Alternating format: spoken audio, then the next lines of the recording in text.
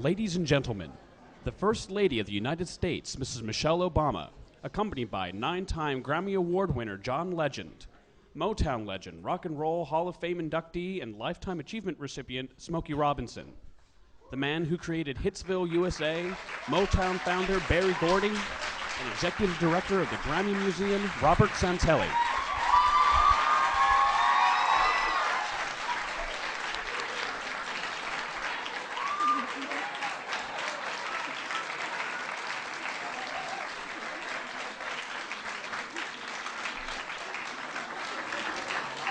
Well, isn't this exciting? Oh my goodness. Well, hello, everyone. It is great to have you all here today. This is really good. Let me start by recognizing the 3 or 4 gentlemen who have joined me on stage. Our dear friend John Legend, who has just been amazing in so many ways. Mr. Smokey Robinson, who needs no introduction, who has been such a dear friend. Mr. Berry Gordy, who just is. And Mr. Bob Santelli from the Grammy Museum, who's going to get us started. Thank you. Thank you all so much. It means so much to us. I know it means so much to all these students to have you here to spend this kind of quality time. This doesn't happen often. You do realize that. Not only getting these gentlemen on the stage together, but the fact that you all have this kind of access, and you're sitting where? In the White House. That's something else. But of course, I want to thank all of you, all the students, for coming out today. I'm excited because you all are coming from all over the country, from schools all over the country, and of course from my hometown, Chicago. We've got some of my neighborhood schools. We got DuSable and Kenwood and Hyde Park. I'm not going to go into it because I'm going to leave out a few, but we are so excited to have you all here. And I also understand that you're going to get to stay a little bit and see some of the performance as well. So hopefully this is an exciting visit to Washington for you. It is a thrill for us to have you here. When we moved to this house a couple of years ago, we wanted to open these doors as wide as we could, especially for young people like you. And this music series is one of the ways that we're doing that. We have held workshops for all different types of music, classical, country.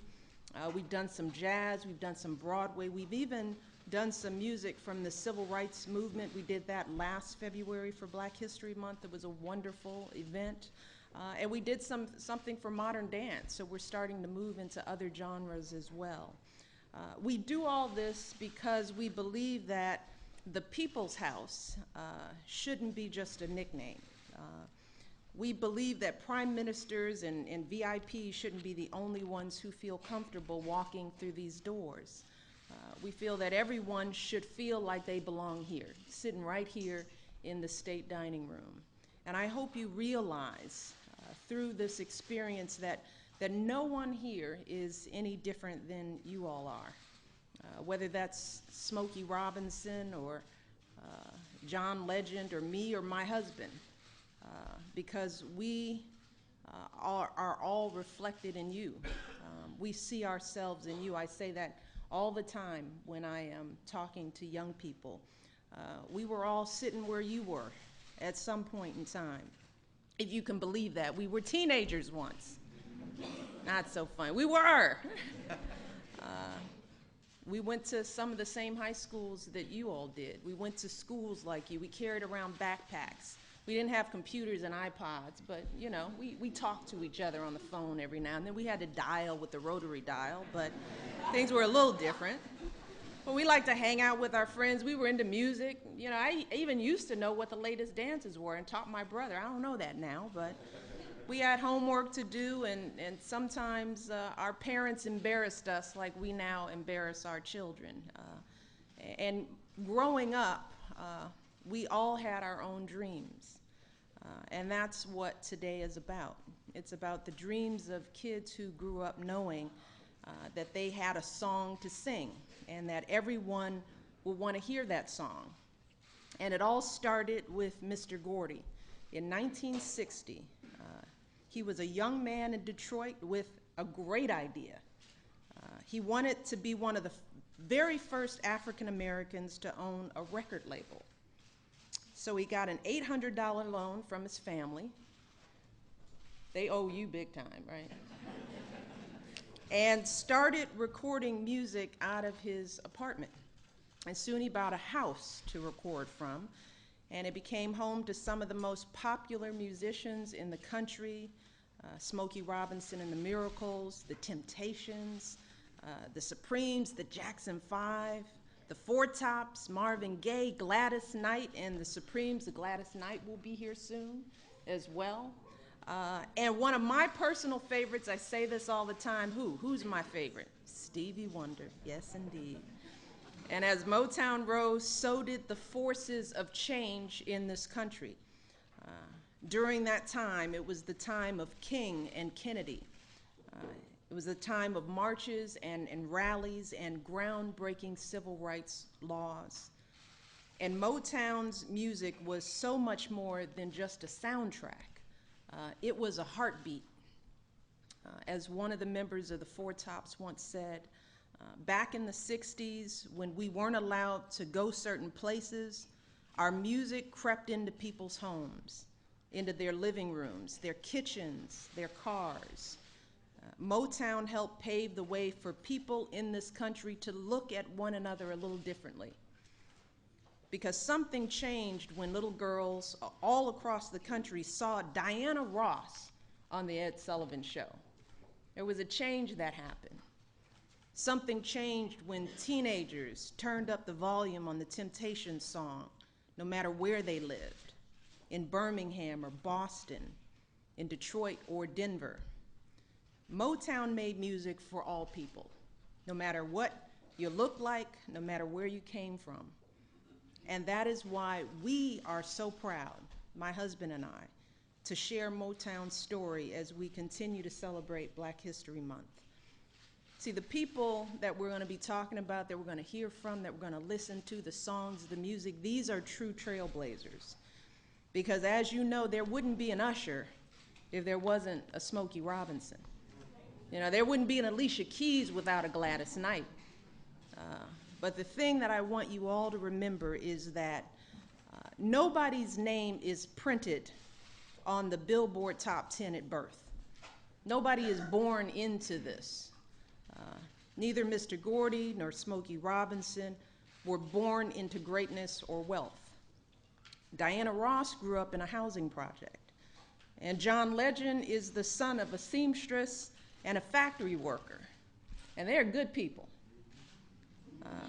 But they've shown us that with enough hard work and a willingness to take some risks, anyone can make it. And this isn't just true for careers in entertainment or sports. The Motown story is really a metaphor for life. So whatever your passions are, whether it's business or law or science, teaching, social services, with dedication and focus, there is truly nothing that you all can't do.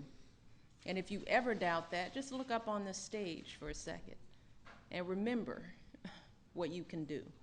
So what I'm asking you all to do now is to really take full advantage of this opportunity, because I'm going to turn the stage over to these individuals who are going to make themselves available to you. So I want you all to ask questions.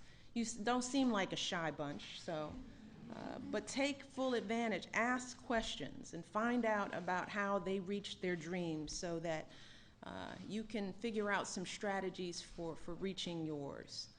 Don't be shy. Ignore the cameras. Hopefully, I don't know if they're leaving or not, but if they stay, just ignore them.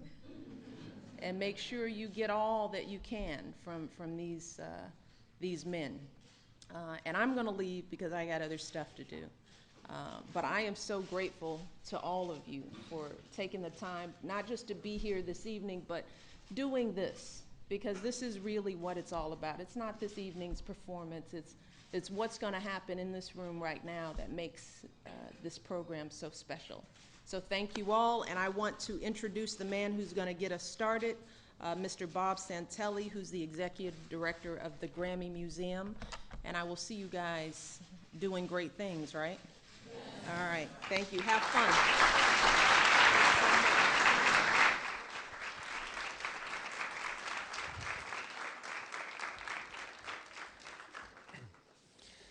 Well, first of all, I'd like to especially thank the First Lady for the opportunity for the Grammy Museum to return to the White House. We were here last year celebrating the music of the Civil Rights era, and Smokey was also part of that at the time, a very important time for a very young museum, the Grammy Museum.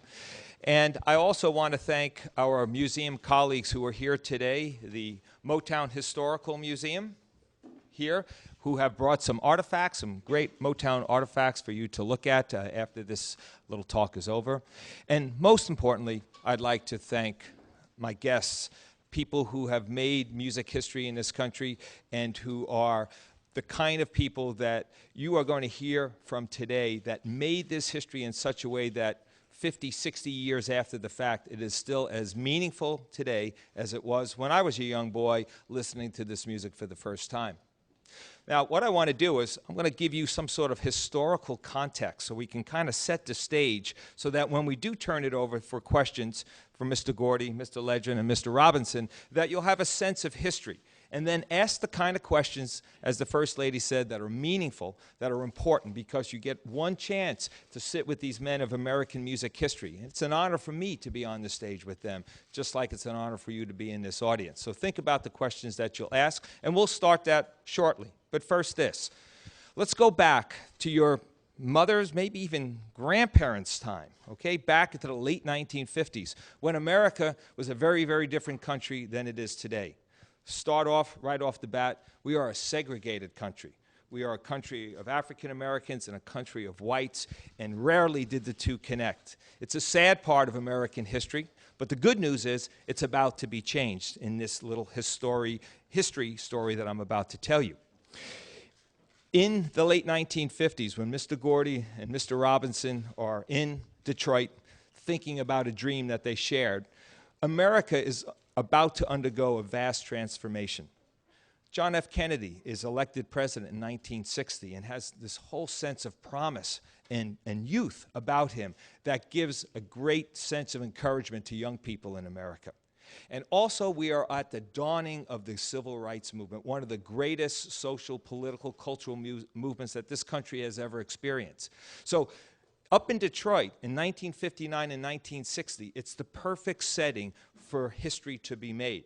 Because if we shift our interest and in our attention to Detroit, where Mr. Gordy is working, he's an auto worker on the automotive plants at the assembly line. He's a former boxer. He's a struggling songwriter. Actually, he writes a song called Reet Petite that your grandparents, I'm sure, would know, that was sung by the great Jackie Wilson. But there is a sense of destiny about him because, as you heard the First Lady say, he borrows money from his family to create something that rarely happened in American music history up to this point. An African American actually owning a record company and securing the destiny of the artist that he would ultimately bring into his record company. That didn't happen a whole lot. There were other African American men who had small record companies, but very, very difficult to make it and break in segregated America.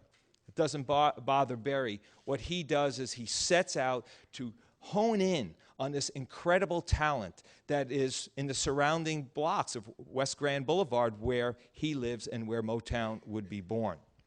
Now, you might ask yourself, well, why Detroit? Why not? Detroit is a city full of amateur talent, and I'm sure when we ask the questions, Mr. Gordy and Mr. Robinson will allude to some of the dances and the things going on in the streets and at parties and socials where this incredible talent was just brewing, waiting to be discovered. But in short order, Berry Gordy, Smokey Robinson, they come to the forefront and they begin this label, Motown. And what happens is they begin to sign the local talent. So in short order, in the early 1960s, for the very first time, young teens across the country, white and black, begin to hear the names of the Miracles, of which Smokey is a member. We begin to hear the Temptations, the Four Tops, little Stevie Wonder, because when he's discovered, he's 11 years old. 11 years old. Such was the talent there. But I have to say something, as a music historian, in most African-American urban communities in the early 1960s, there was lots of talent, not a lot of opportunity. So the fact that Motown is born not just brings in the talent from Detroit and begins to record it, but gives encouragement to young blacks all across America, in Los Angeles, New York, Newark, Cleveland, all over the place, that there's a possibility of a promise to make great music and to be recognized for it. In the early 1960s, there's also something else happening here.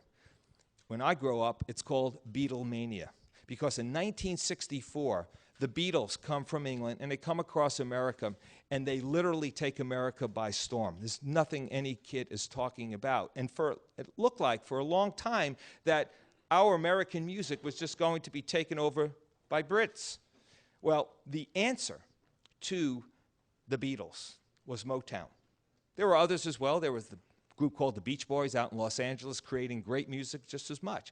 But the real answer was Motown. And I know that because in interviews with the Beatles and other members of what was then called the British Invasion, they would always say to me, I'd say, well, who were your influence? Oh, Motown, of course, Smokey Robinson, Stevie Wonder, Marvin Gaye, the Temptations, the Four Tops. So even though they were British, they were gaining their musical inspiration from Detroit and Motown, taking it, putting it into their music, and then giving it back to us young Americans. So even in the British invasion, even with the connection to the Beatles, the Motown story is embedded into that legacy.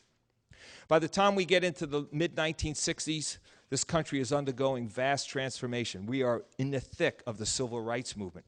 And Motown is so important to young people, black and white, because what we find out during this time is that Motown is a symbol of black pride and black capitalism, that you could take an idea and with great strength and courage and conviction, you can turn that idea and that dream into a reality. And all you have to do, I'm not going to go through this now, all you have to do is just start listening and looking at the amount of songs and the number of groups that recorded under the Motown label. And again, we'll talk about this in just a couple of minutes. It's astonishing.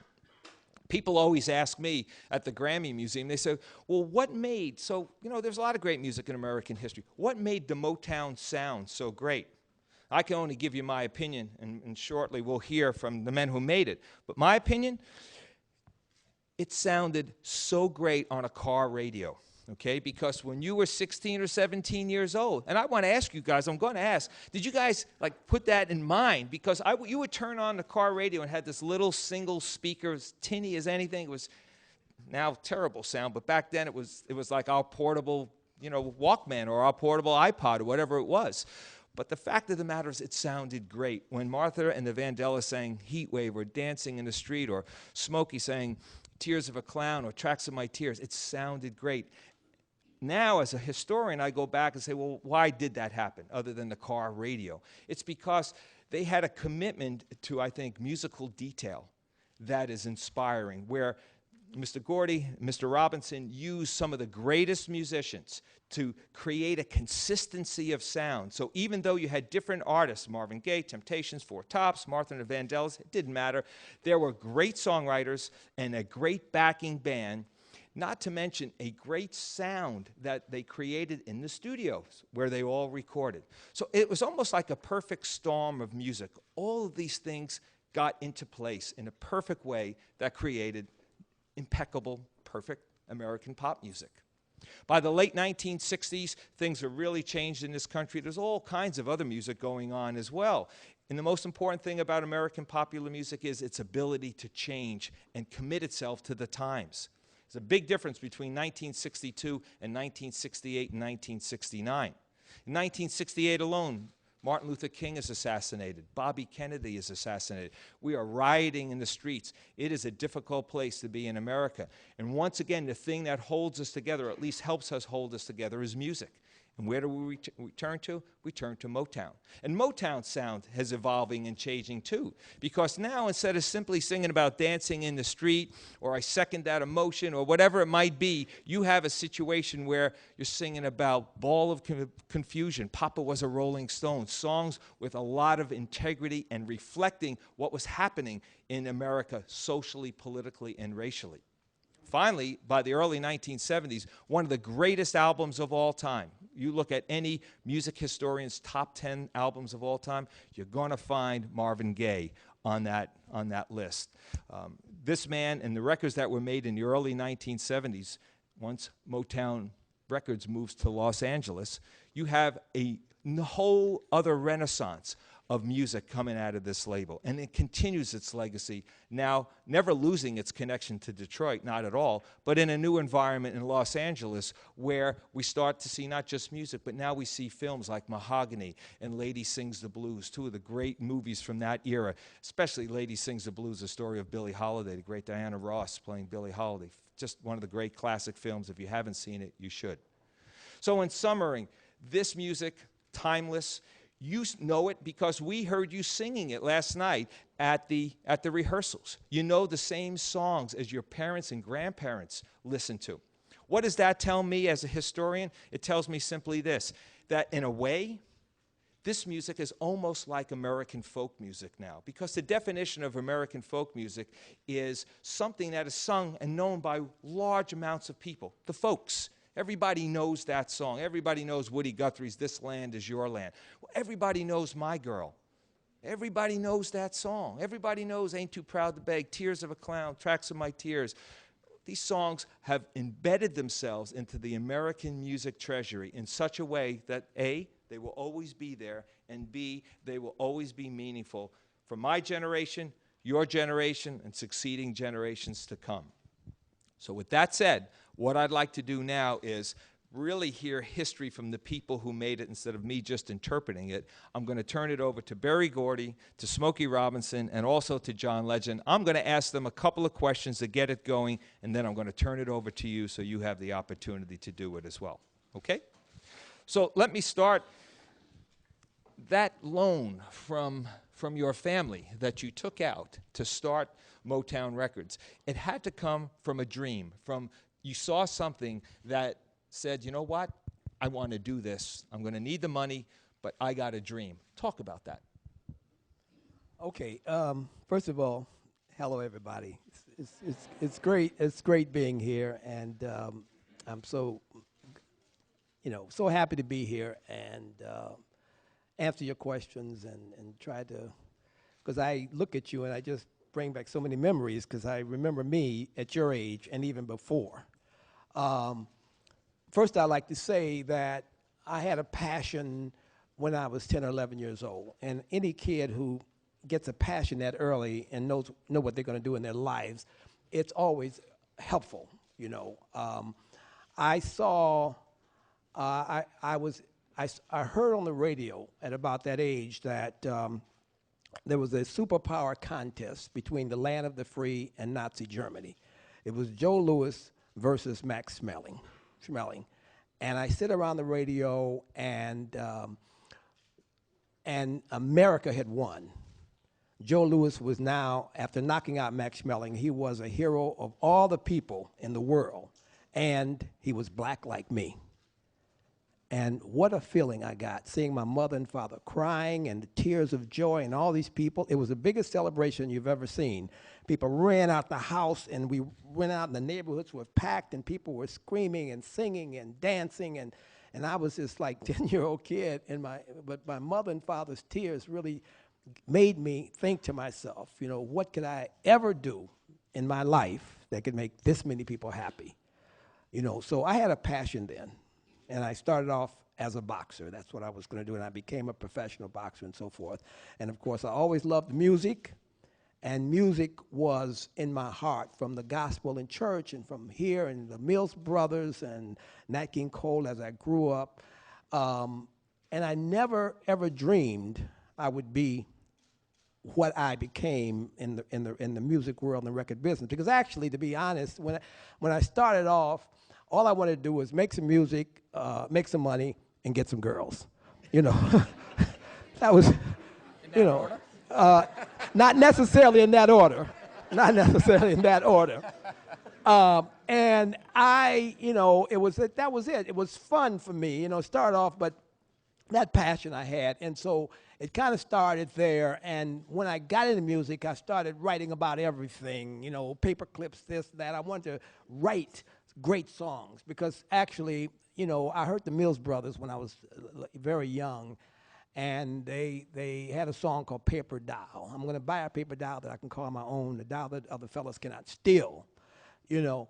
And I thought, I said, what a great song. You know, guys are stealing my girls even before I get them, you know. And I could never get the girls I wanted. And so you know, the dance, I couldn't dance well enough. I couldn't do it, you know. And so eventually I started writing songs about that. Later in life, you know, I couldn't dance it well. And finally I learned to dance. And then I wrote a song called You Broke My Heart because I couldn't dance. You didn't even want me around. Now I'm back to let you know I can really shake them down. Do you love me? You know. And so, you know, so it went on from there. So it was a passion. And as I continued with my music, it was just great because when I started writing songs first, I felt misunderstood. I was like a teenager, you know, no one understood my thoughts and my dreams. And I wanted to write songs. And I wanted somebody to hear my songs. I wanted to be great like Joe Louis, but I wanted to write them, get the songs. And so I would talk to people about songs I was writing, and no one wanted to listen. So, you know, they would see me coming. I could see them out of my car, see me coming, and I'd see them running, you know, because they didn't want to hear, I got a song, you know, you want to hear this, you know. And so that was it. But one day, you know, I created this trick and this game plan. I said, wait a minute, these people don't want to listen to me. I think if I listen to their problems long enough, they will be too guilty not to listen to my songs. So I started listening to people, you know, and actually my plan worked. But it worked too well because I got hooked on people. Their stories fascinated me. It was great. They would tell me about their lives, and all of them mostly wanted to be somebody else, and they wanted to be. And one day to this woman, I blurted out, if you be yourself long enough, the right person will come along and love you for the right reasons. And she was like, oh, my goodness. And I said, oh, my goodness, did I say that? You know.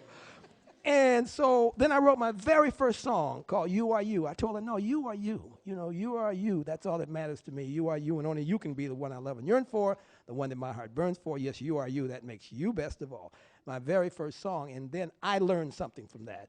I learned that I have to be myself. And that's what I want in part here is that as long as you are yourself, you know, you be yourself, you will find that you are like all these other people. As Bob said earlier, we're all one big family, and we are integrated now. And music started integrating people passionately before they got in, you know, intellectually. And so it's very important. We're all like the same. So I knew I was a normal kind of person. So anything I felt, I could write about it and know that you all would feel it too, because we're all the same, whether you were white, black, and that's why we got the thing, music for all people.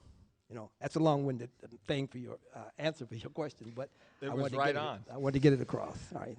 Smokey, at one time when you were visiting the Grammy Museum, you told a great story about the amount of talent just around your neighborhood and who you grew up with. Could you remember that story you talked about, Aretha Franklin and so many of the other artists that were living in Detroit in your neighborhood at the time? Yeah, I actually grew up, Aretha Franklin, you mentioned her, so I'll talk about her first, but she lived right around the corner from me.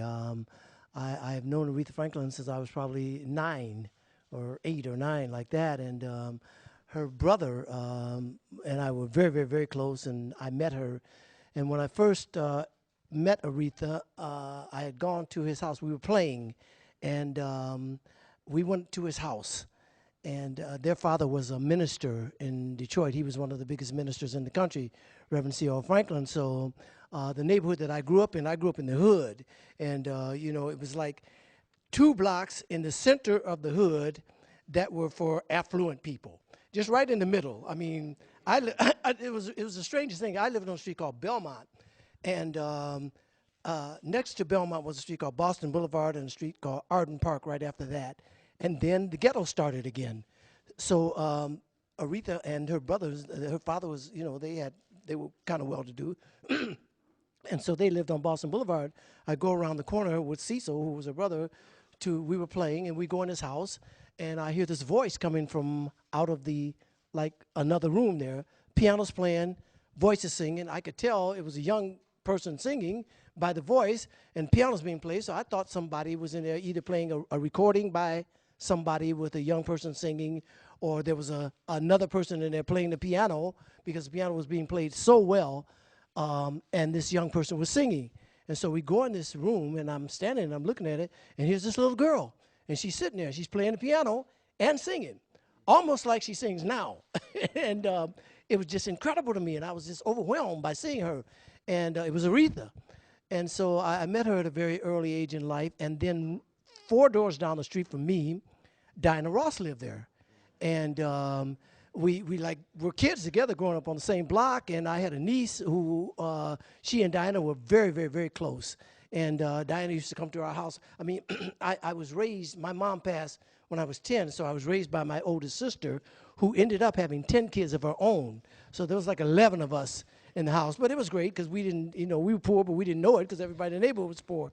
And so Diana used to come down and spend the night at our house, because it would be nothing for 30 kids to be at our house at one time, because our house was like the gathering place. And we were of all ages, so there were kids there of all ages at all times. My sister was everybody's mama. And so I've known Diana Ross since I was probably about 9 or 8 or whatever. And then there was a guy who was in the first group I was in. We ended up being the Miracles, but at that time we were called the Chimes. And there were a lot of groups in our neighborhood. In fact, like Barry was saying, the guys wanted to get together and sing so we could attract the girls. And so there was a guy in our group, his name was Pete. And next door to Pete, the Four Tops lived there. And right across, there was the biggest street running down the center of Detroit is called Woodward Avenue. And right across Woodward Avenue, we used to have what we call group battles, and the Temptations lived over there. And they were called the Primes at the time, and there were a lot of groups and groupettes in Detroit at the time, because they were the Primes, and the Supremes were the Primettes.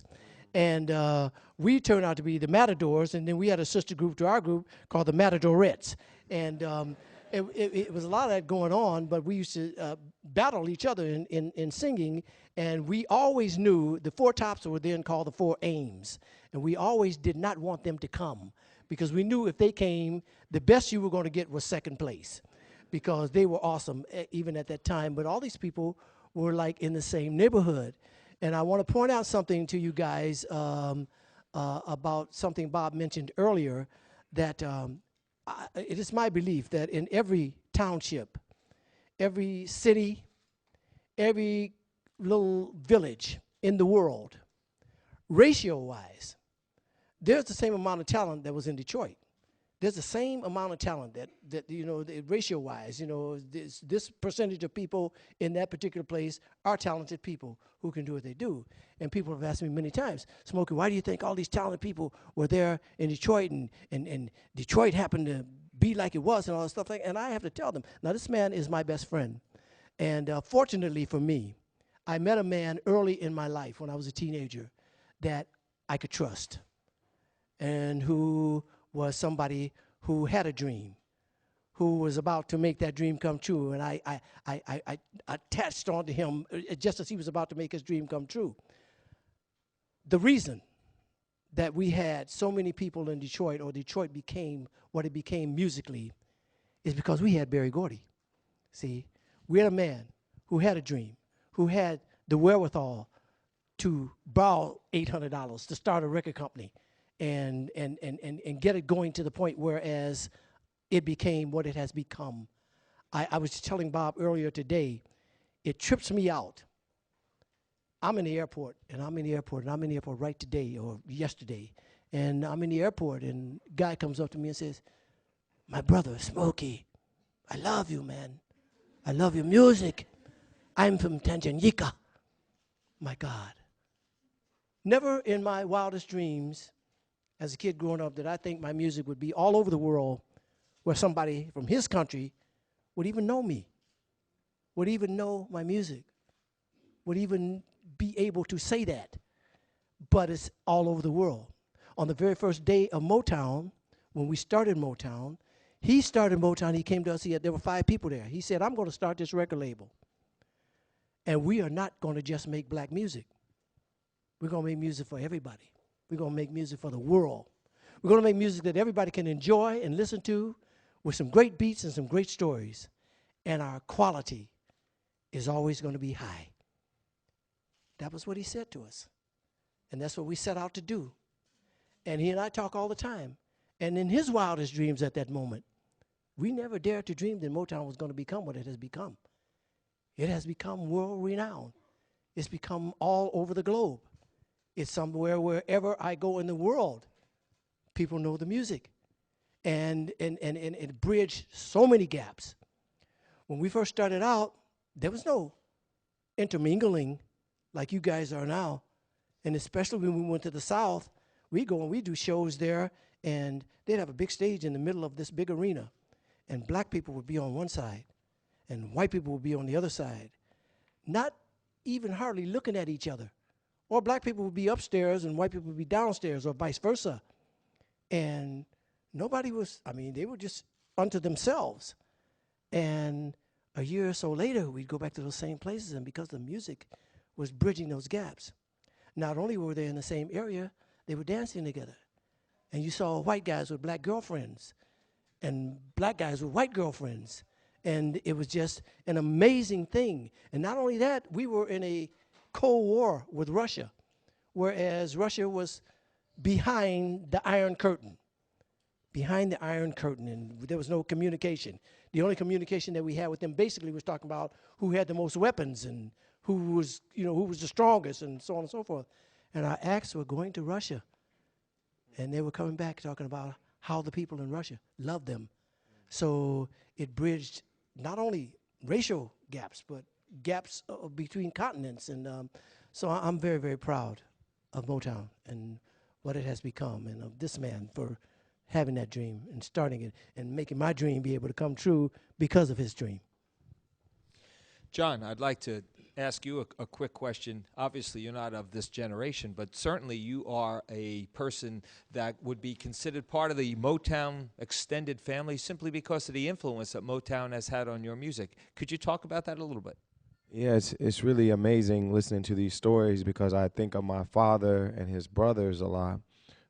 When I hear these stories that Mr. Robinson and Mr. Gordy are telling, because my father was born in 1949 in Springfield, Ohio, which is not too far south of Detroit, and it was a smaller version of what was happening in Detroit because it's a town that's built around a couple auto factories. The black folks from there moved from the South, migrated there, and worked in factories. My dad was a auto worker himself, and his family grew up in a tight-knit black community where a lot of talent shows were happening, a lot of dance contests were happening, and the music that inspired them the most and the artists that inspired them the most were people like Smokey, people like the Temptations. And so my first exposure to Motown music was through my father and his brothers. They would gather around every Christmas and they would sing, the Christmas carols that the Temptations recorded and that Stevie recorded. They would sing "My Girl" and they would sing They would sing "Just My Imagination."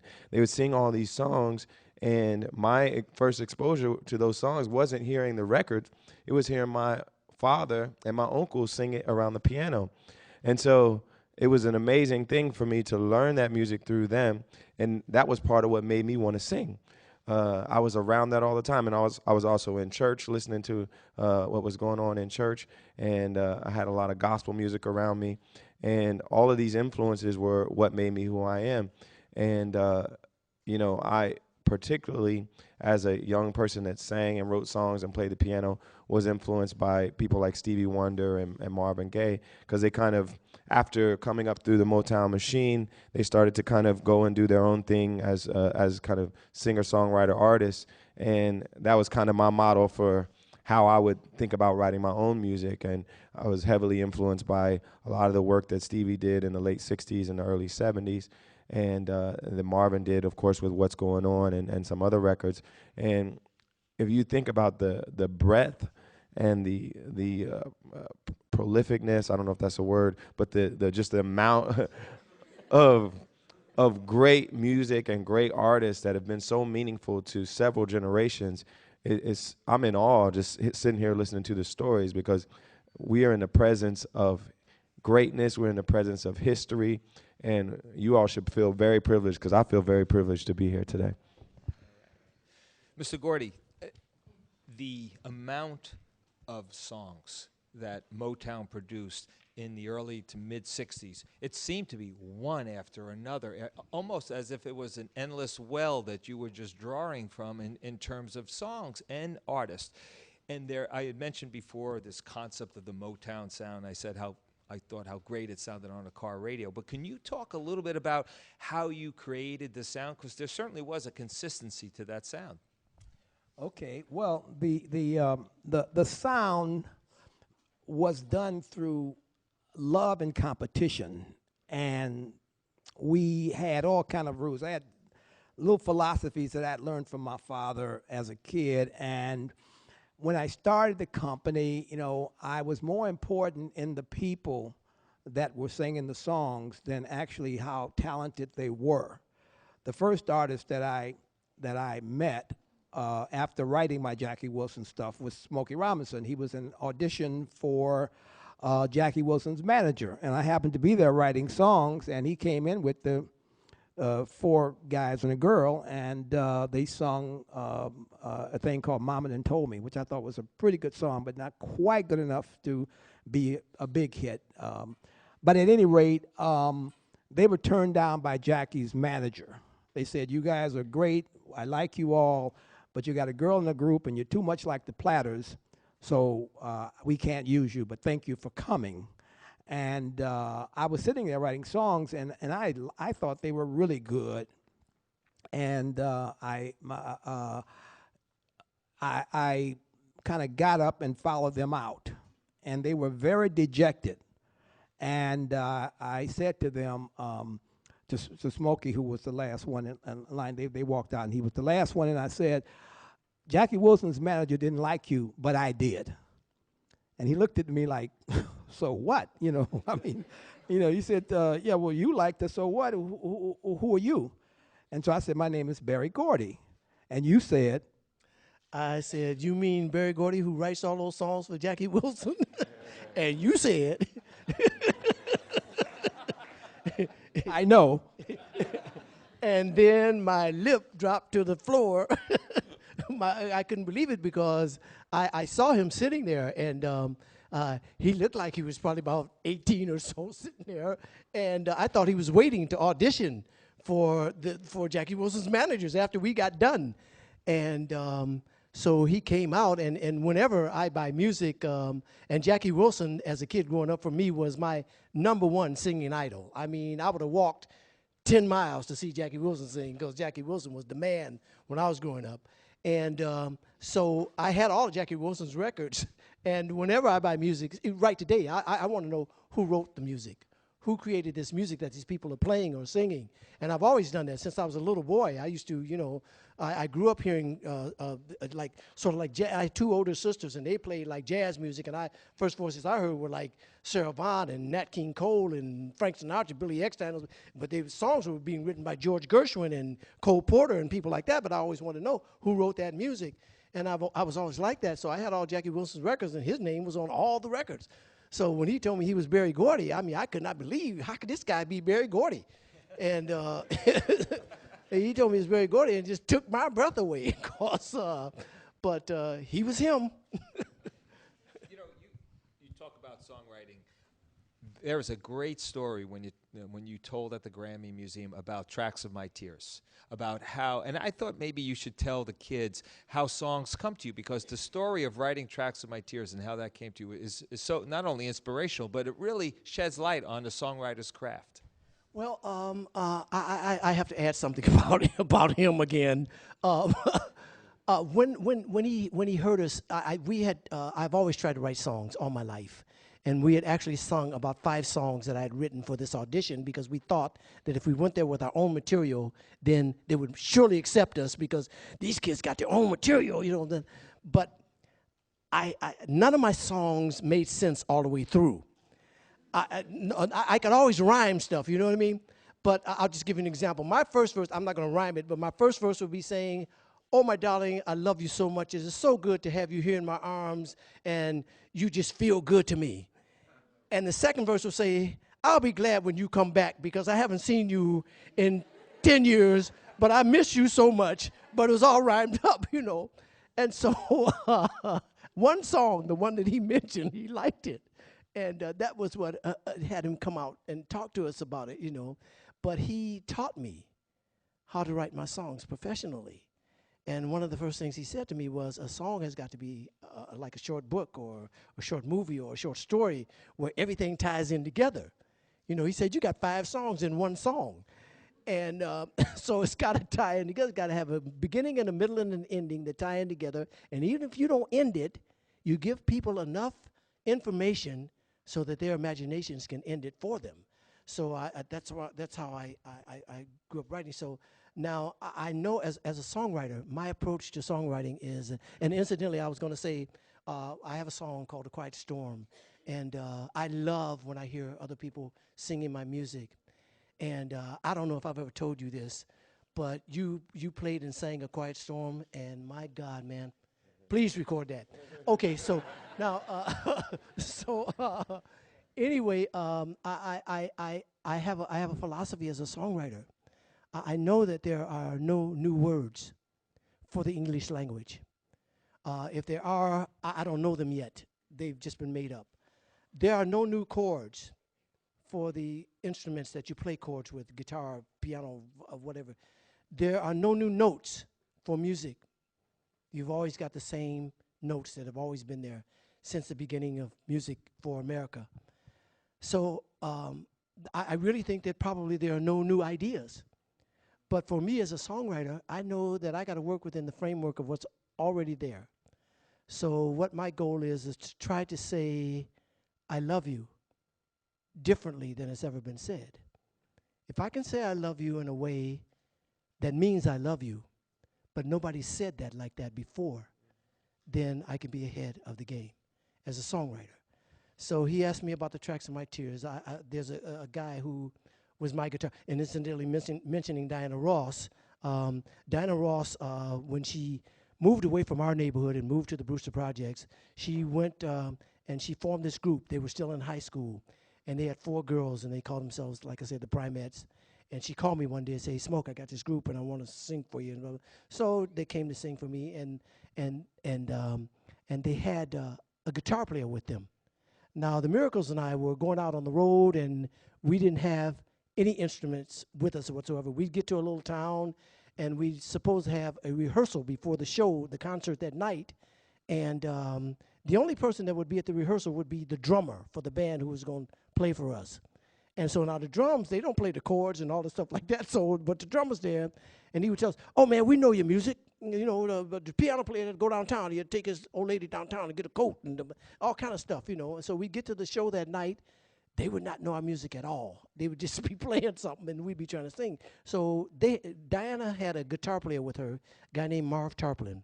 So I asked her, I said, can I use Marv to go out on the road with us, so in case we get to some of these places where the musicians don't know our music, he can just play with us. So she said, yeah. And I'll see her right there, and she said, "Smoke, what about my guitar player, man?" Because he never went back. He stayed with me for all those years. He is one of the most prolific music people that I've ever come across in my life. He and I have written so many songs together. Going to a Go-Go, the Tracks of My Tears, and Ain't That Peculiar, and Cruising, and all just down through the years, because he is so prolific musically. And he would play music riffs and give them to me on a tape, Tracks of My Tears being one of those. And I would listen to him till I could come up with an idea for it. So I had this music for the Tracks of My Tears, and I couldn't think of anything to go with that music. And finally, one day, I came up with the first line. Take a good look at my face. See, my smile looks out of place. If you look closer, it's easy to trace that I miss you so much. Nah, it's easy to trace that you're gone and I'm here, and that's terrible. Nah, it's easy to trace that you don't love me anymore. No. One day I was in my car, and the thought came to me, what if a person had cried so much till if you got up on their face and looked at them closely, you could see tracks that their tears had left in their face. So that's how that song was born. That's why it became the Tracks of My Tears, because nobody had ever described crying like that. So that's where that came from. You know, it's interesting. Some years ago, many years ago, Bob Dylan was being interviewed by the media, and somebody in the media asked him, who do you think's the best poet of the 20th century? And Bob Dylan said, Smokey Robinson. One of the highest, I think, regards to someone who was a poet himself, Bob Dylan. Last question for Barry, and then we'll open it up for the kids. But, you know, we talked about civil rights before, and clearly this music was a form of inspiration for people in the movement. You got involved in the movement. You knew Dr. King. There was almost a kind of a responsibility put on the music's shoulders, I think, as you go into the 60s, because so many people look for when they needed comfort and we needed encouragement and a sense of belief, and they look to Motown music. Can you comment on that? Well, actually, you know, the civil rights movement was going very strong. I was a big fan of Dr. King, and obviously he was a big fan of Motown because he came there and he, you know, we put out 3 of his albums, you know. So I didn't know that he even knew who we were, but we were talking, and I learned so much from Dr. King. I started a new label called Black Forum, because while I didn't agree with everybody that was in the movement, I did agree with Dr. King, but I was always concerned about that turn the other cheek business, because I was like a fighter, you know, and I said, well, you mean, and I was talking to him one day because I had him under contract, and it was really great, you know, because I asked him, I said, what is this? You mean if somebody slapped me on one side of my face, I've got to turn my other cheek? I mean, what's that, you know, about? And so then he went to explain to me about the people in the world, and that's where I got a lot of my philosophies from, about all of us together. Even though I knew a lot of stuff, but when he said it, he was saying the sameness in all of us is so much more powerful than the differences. And by turning the other cheek, you know, you give people a chance to think, and the good people an opportunity to come out and to join your movement. And I realized that, you know, and I agreed with him. Of course, I still don't turn my other cheek, but the point is this: I understand what his message was and why he was so successful, and that was it. So we had a Black Forum label, so not only Dr. King, but other activists could have a voice. You know, Elaine Brown and some of the Stokely Carmichael and some of the other people who had a view of what it was could do that. So that's we were very much kind of in that thing. And then when our artists went around the country spreading joy and love and music, Smokey and the other groups, we had a thing called the Motown Review, and they got down south and they were doing so well. And I think in Mississippi or somewhere right around there, they were shot at, you know. And some of the kids had not ever been out of Detroit. So I was so concerned. I called Smokey and said, look, you got to get them back here now because, you know. And he said, no, we kind of want to stay out here because we're bringing so much joy and we can see things happening. We know it's you know, it's a little dangerous, but we're trying to spread love, you know, and that's we want to stay out. And I said, well, haven't you heard of Emmett Till, you know, the Klan, you've heard of them, you know. And he said, but we kind of want to do that. And so we only got 2 more dates, and so you have to trust me this time. And I said, okay. And of course, he kept them. They went out there and they continued, and people did fall in love with them, and which proves that there are more good people in the world than bad, but the bad talk louder and stronger and stuff like that. But so we had a lot of those kind of incidents, and they tell me great stories about when they came back and what happened and so forth. And so I'm just so proud of them, and I'm so proud to be here to talk about it. I'm so proud of the Motown legacy, and so the future generations can really kind of understand what that is, so I'm really happy with that. Let's take some questions from the audience. I know some of you are representatives from different schools and communities. You had your hand up. Go ahead. Stand up and let's hear your question. My name is Perry James. Hold on. My name is Perry James. I'm from Detroit, Michigan. And I have a question for Smokey Robinson. You said when you were younger, you all have like singing battles and stuff. Like, how would you come across a person that you would want to be in your group? And like, when you assembled the group, like, did you all have like auditions or like, and like, it's like I know what you're saying. Yeah. No, Perry. Mostly the groups in those days were people that you grew up with. They were your friends. I think that what has happened with a lot of the groups that you see that come and go so quickly nowadays, because they are people who are put together from different cities and different places, and they don't really know each other until somebody decides, okay, I'm going to put these guys, because I see this guy over here, he's very talented, and this guy over here, and this guy over there, and they're very talented. I'm going to put them together and make me a group or make me a band and, promote them and so on and so forth. But those groups rarely ever last. The groups in our neighborhoods were people that we grew up with, people that we knew. We went to school with them. We went to, we knew them every day. They were our friends. And just so happens some of them could sing. So we got together, 4 or 5 of us, and formed groups. And that's how they were formed. Yeah. Someone else. Yes, ma'am. Microphone. My name is Maribel Garcia. I am with the Southeast Rio Vista YMCA in Los Angeles, and my question is directed to Smokey. Looking back on your career before you became a Hall of Fame honoree, what were some of the struggles that you faced as a young kid trying to pursue a career in the music industry? I think that the main struggle was to be heard. It was just to find somebody, like Barry was saying, to listen. And fortunately for me, and I say this because another reason that Barry started Motown was because he would produce records on us. And he had 3 or 4 other artists. And produce records on all of us, put them with other record companies, and nobody was paying us. It was back in the day when, they would pay you if they wanted to. If they didn't, they didn't. And that was it, So fortunately, I met him. See, everybody doesn't meet a Berry Gordy. But fortunately for me, I did. And I met a man that I could trust who started this record label so people could be paid. And whatever you earned, you would get it. And because he was in it before I was, and he was used to people not paying him for what he was doing. So I guess that pissed him off. So he wanted to start something where young people who spread their creativity and stuff like that, or who were creative, could come and hone their crafts. And if they had hit records and like that, they could be paid for them. So that was my main struggle, to find a place, a home, where I could be heard and benefit from it. In the back there? Yes, ma'am. Hold up. Let the microphone get there.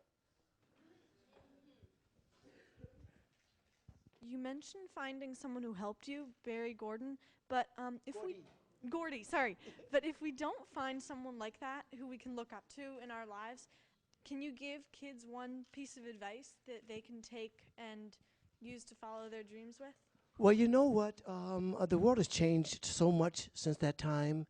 And one of the greatest musical vehicles that has ever happened in the history of music is American Idol. Okay? I am a real advocate for American Idol.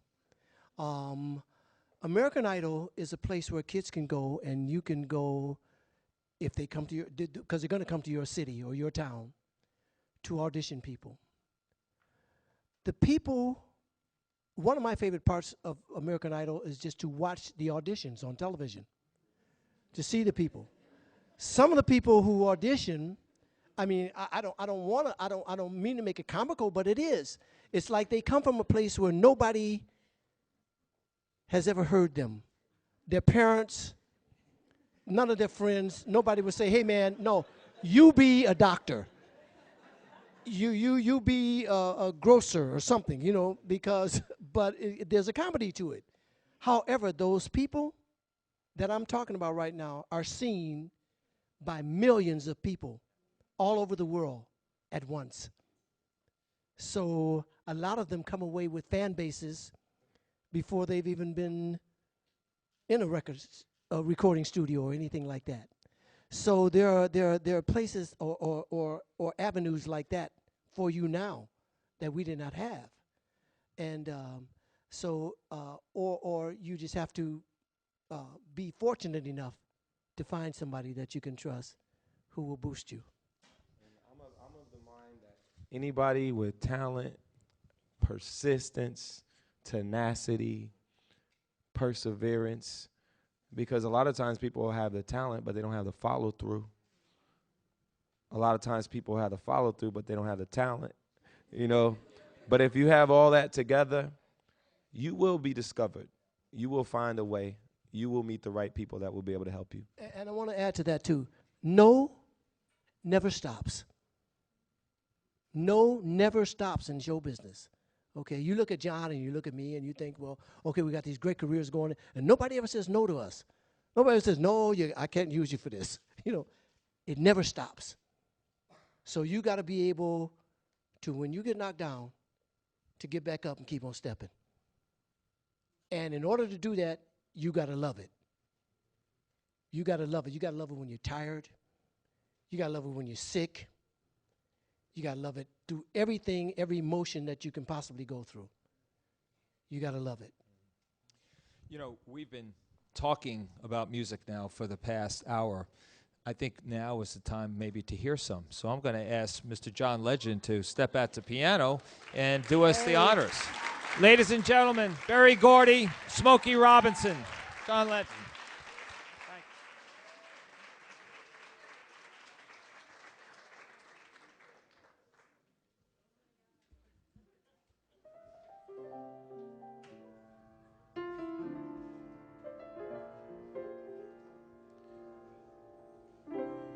My favorite Motown artist is a man by the name of Stevie Wonder.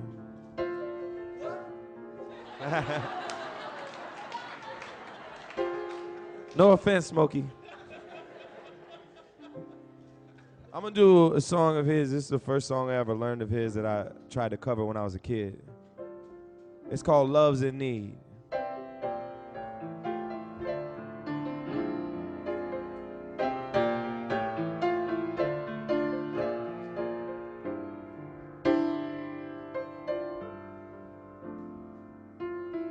Good morning or evening, friends.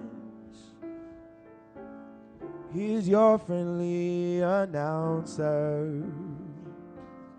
I have serious news to pass on to everybody. What I'm about to say could mean the world's disaster, could turn your joy and laughter to tears and pain. You know that love's in need of love today. So don't delay, send yours in right away. You know that hate's going round, breaking many hearts. Oh, so stop here, please, before it's gone too far.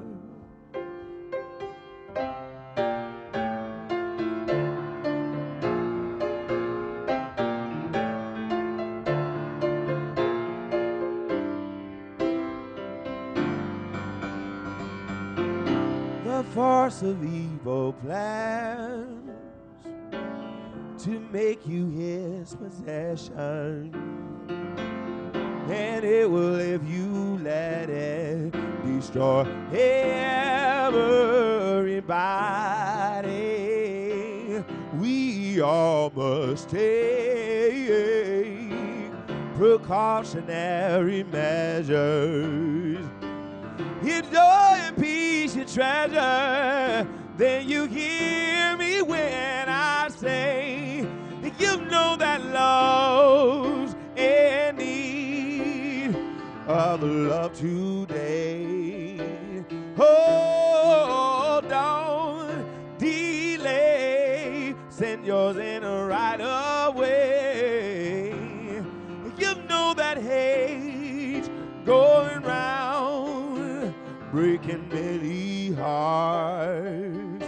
Oh, so stop here, please, before it's gone too far.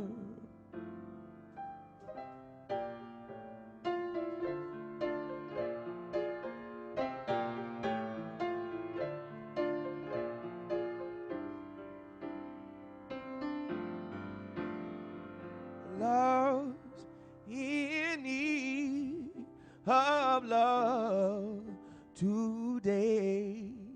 Hold on, delay, send yours in right away. You know that hate's going round, breaking many hearts. So stop it, please, before it's gone too far. Ooh,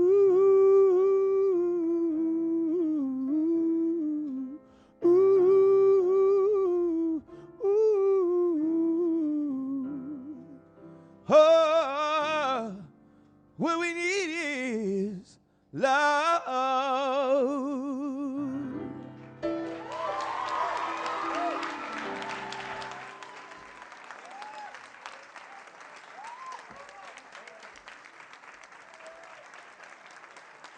John Legend. You know, before we go, I think I have one more special guest for you. Please put your hands together and welcome Nick Jonas and John Taylor.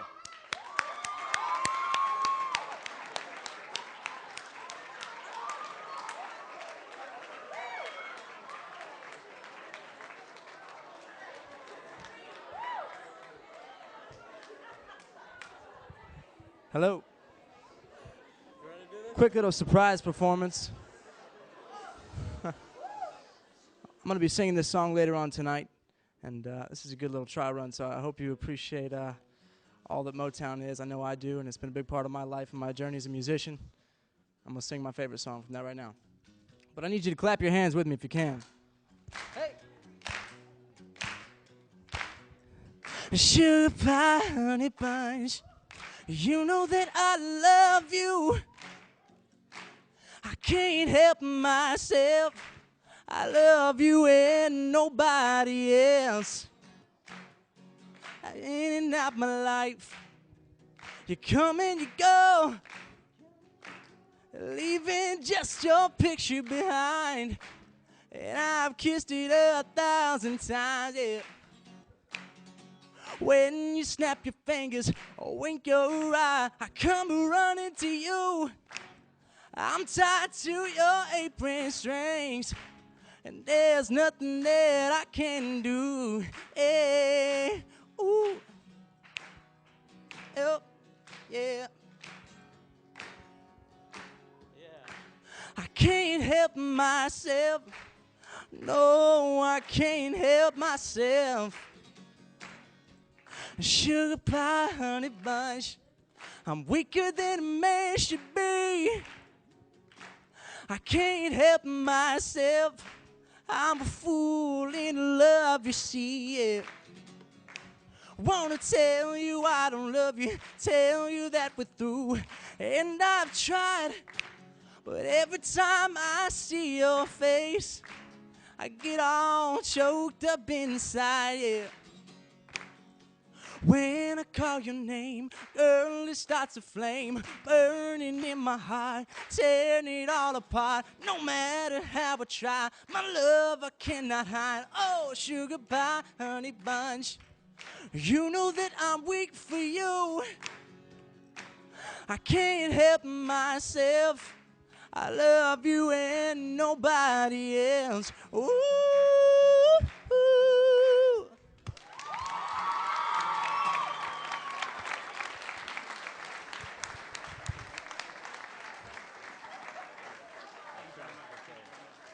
Let's hear it for Nick Jonas. Come on.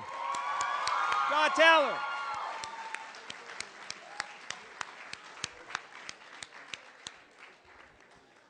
Wow, what an hour.